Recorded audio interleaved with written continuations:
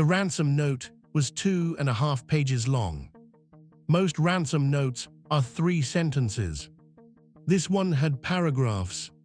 It warned the family not to call the FBI. It warned them not to speak to anyone. It demanded $118,000. Not 100,000, not 120,000. $118,000 exactly. The same amount John Ramsey had received as his Christmas bonus that year. A detail known to almost nobody outside the family. Patsy Ramsey found the note on the stairs at 5:30 in the morning on December 26, 1996. She called police immediately. Officers arrived within 3 minutes. They searched the house. They did not find JonBenét because they did not search the basement. Her body was down there the entire time. 6 years old, strangled with a handmade garrote, duct tape over her mouth, a cord around her wrists. She had been dead for hours before her mother ever found that note on the stairs. The kidnapper had written a ransom note for a child who was never going to be ransomed. And in the 7 hours that followed, before her father finally opened a storage room door in the basement and found her himself, the crime scene that might have solved everything was walked through, touched, and quietly destroyed. This is not a story about who killed JonBenét Ramsey. Nobody knows the answer to that. This is a story about how a police department that had barely worked a murder case got the most watched crime case in American history on the morning after Christmas. And what they did with it. Boulder, Colorado in the 1990s was one of the wealthiest small cities in America. Surrounded by the Rocky Mountains, full of university professors, tech executives, and old money. Crime was low. Violent crime was nearly non-existent. The Boulder Police Department reflected that reality. Their homicide unit had worked very few actual homicides. Into this world came JonBenét Ramsey and his family. John was the president of Access Graphics, a computer services company that year crossed $1 billion in annual revenue. He was 53 years old, measured, successful. His wife Patsy was 40 years old, a former Miss West Virginia, a beauty queen who had introduced her youngest daughter to the pageant circuit before JonBenét could read.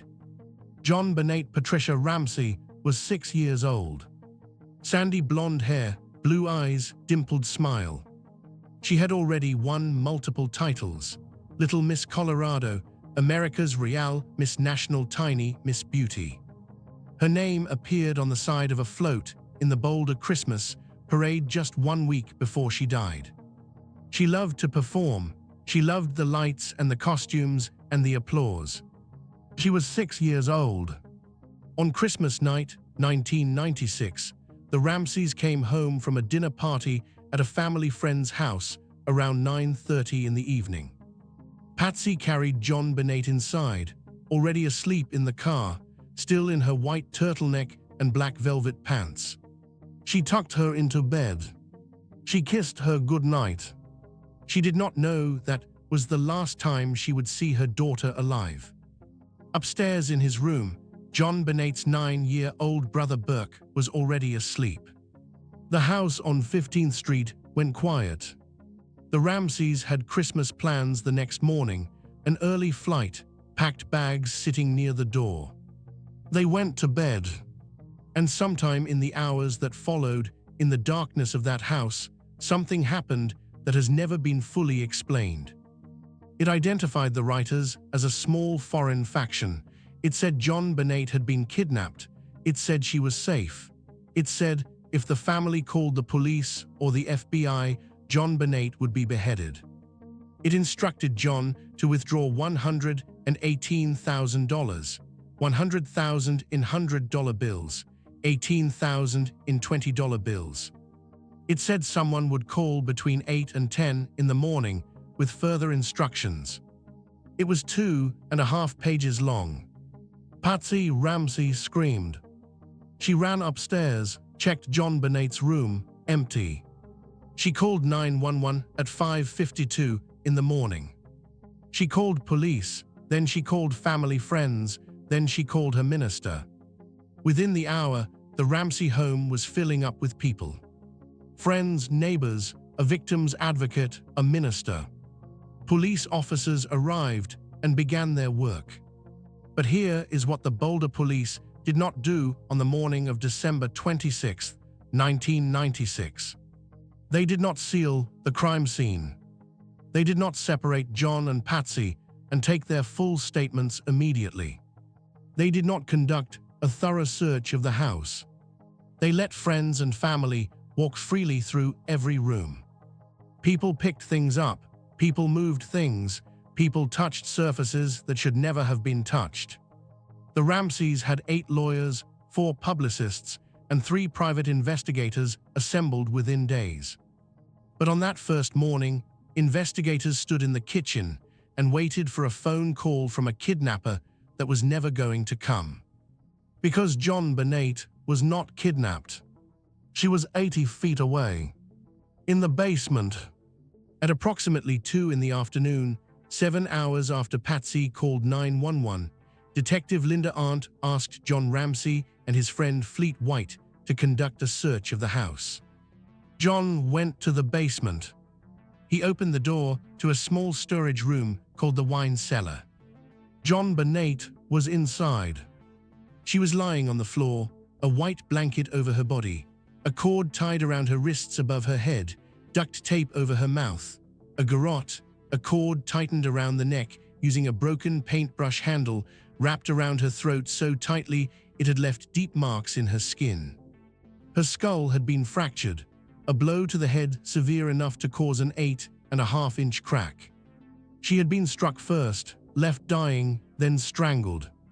The medical examiner later determined she had been alive for perhaps an hour between the 2 injuries. John Ramsey picked up his daughter and carried her upstairs. He placed her body near the Christmas tree in the living room. Detective Arndt later moved the body again. The crime scene had now been altered multiple times. The Boulder County coroner's team did not remove JonBenét's body until 10:45 that night, nearly 17 hours after Patsy had found the ransom note. In those 17 hours, dozens of people had moved through that house. The former police chief of Boulder, Mark Beckner, later went on Reddit and answered questions about the case publicly. He said, and these are his words, "I wish we had done a much better job of securing and controlling the crime scene on day 1.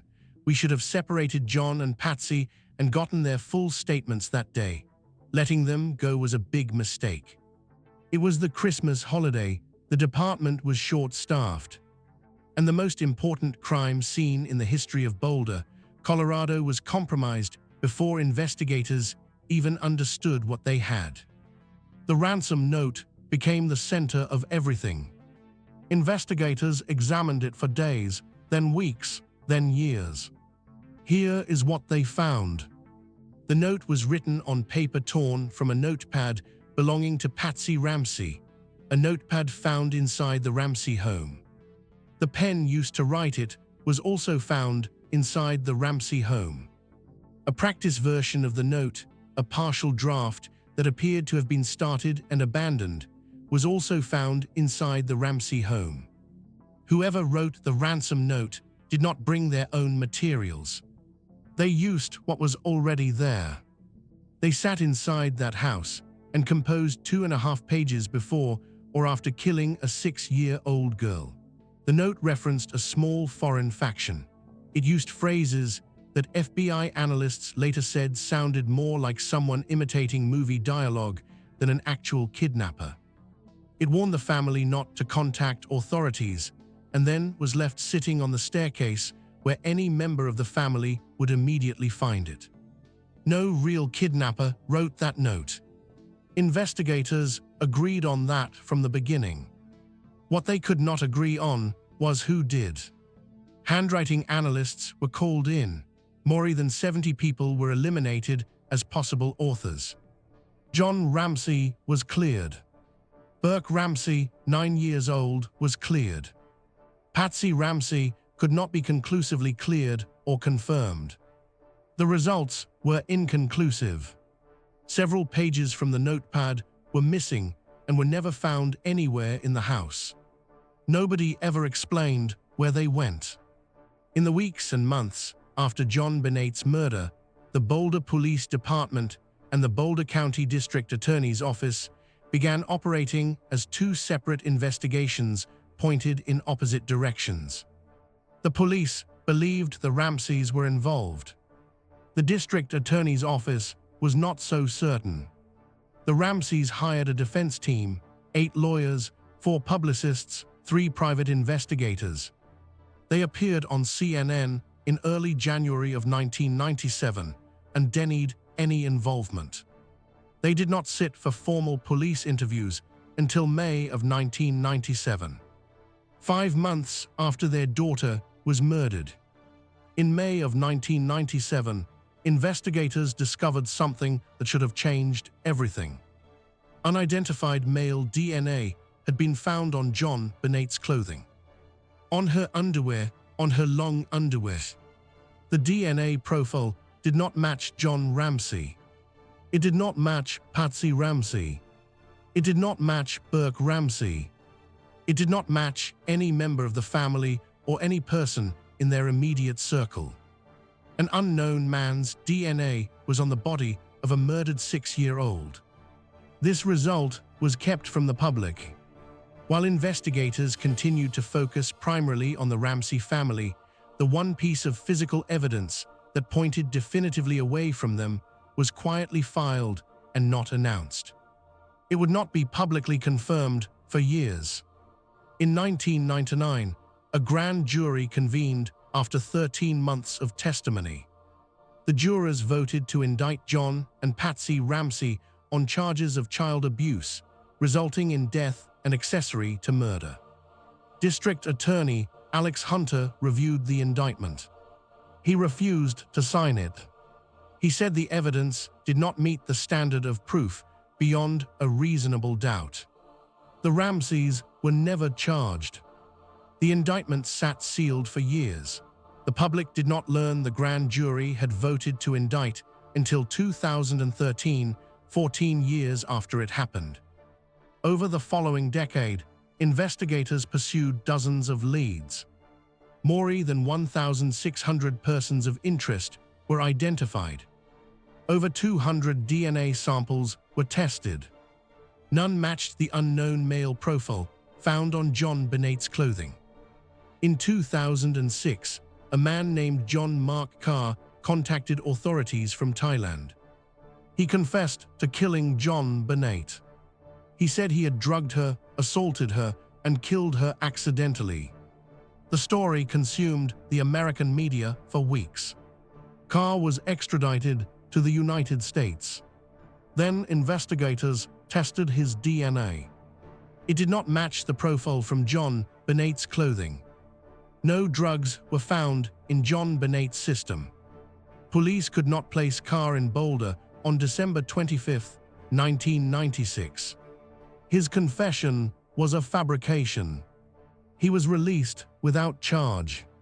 In 2008, advanced touch DNA technology was applied to additional items recovered from the crime scene. The same unknown male DNA profile was found again on the waistband of her long underwear.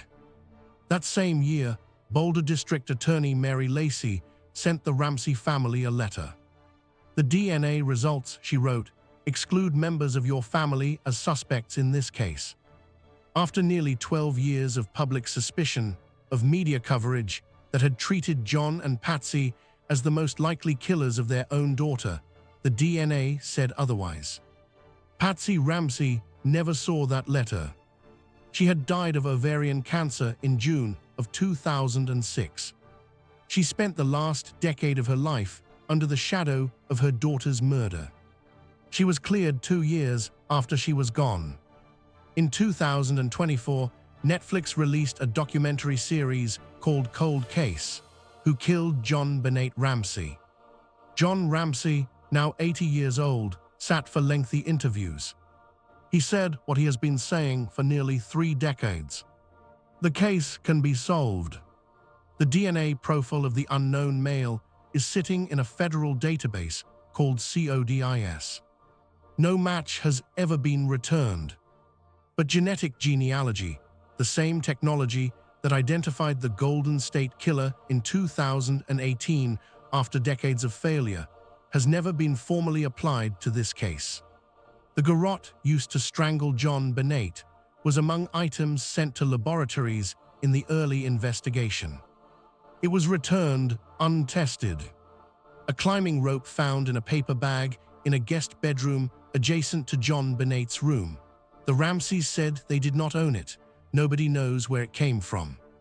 It is unclear whether it was ever tested. John Ramsey has said publicly, if it stays in the hands of the Boulder police, it will not be solved. If they accept help, all the help that is out there, it will be solved. The Boulder police say the case remains open. JonBenét Ramsey was 6 years old. She had been in the Boulder Christmas parade 1 week before someone killed her in the basement of her own house.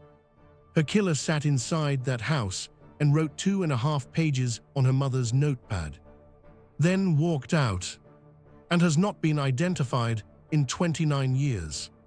The note is still evidence. The DNA is still in the database. The garrote is still in a storage room somewhere. And whoever held that paintbrush handle on Christmas night, 1996, is still out there. Somewhere. Did you know about this case before today? Tell me what you think happened in the comments.